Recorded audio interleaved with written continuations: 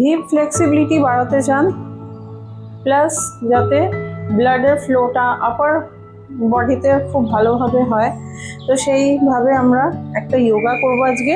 সেই যোগাটার নাম হচ্ছে প্রসারিতা পদতানা আসন।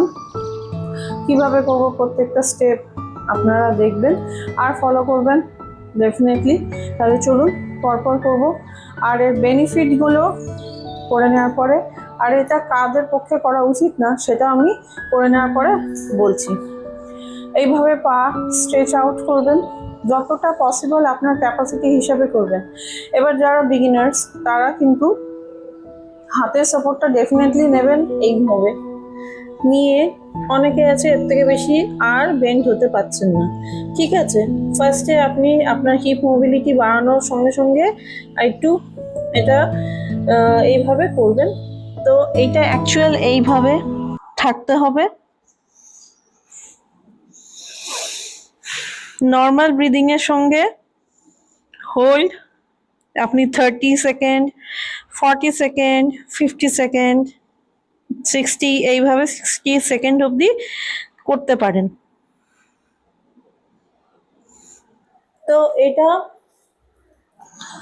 আমাদের যে শরীরের মধ্যে যে ব্লাড সার্কুলেশনটা হয়, অনেক সময় হয় ব্রেনে ঠিক মতন সার্কুলেশনটা হচ্ছে না, তো এই যোগাটা করলে আপনার ব্লাড সার্কুলেশন ব্রেনে খুব ভালোভাবে হবে, প্লাস আপনার হিপে যে মোবিলিটি সেটা খুব ভালো ইনক্রিজ করবে, ফ্লেক্সিবিলিটি বাড়বে, প্লাস আপনার লোয়ার পোর্শনের যেই মানে জড়তা পায়ের বা কোমর থেকে, সেটা আপনার আস্তে আস্তে কমে যাবে।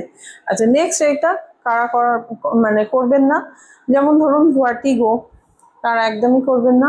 স্পন্ডিলাইটিসের প্রবলেম, তারা একদম করবেন না। নেক্সট, যে কোনো অপারেশন হয়েছে রিসেন্টলি, তারা তো কোনোভাবেই করবেন না। যে কোনো অপারেশন হলে মিনিমাম 2 থেকে 3 মাস গ্যাপ দিয়ে যোগাটা করা উচিত। তো এনারা করতে পারবেন না এটা, বাকি আপনারা আস্তে আস্তে ট্রাই করবেন। আর ভিডিওটা ভালো লাগলে প্লিজ লাইক আর সাবস্ক্রাইব করবেন, কমেন্টস করতে একটু ভুলবেন না।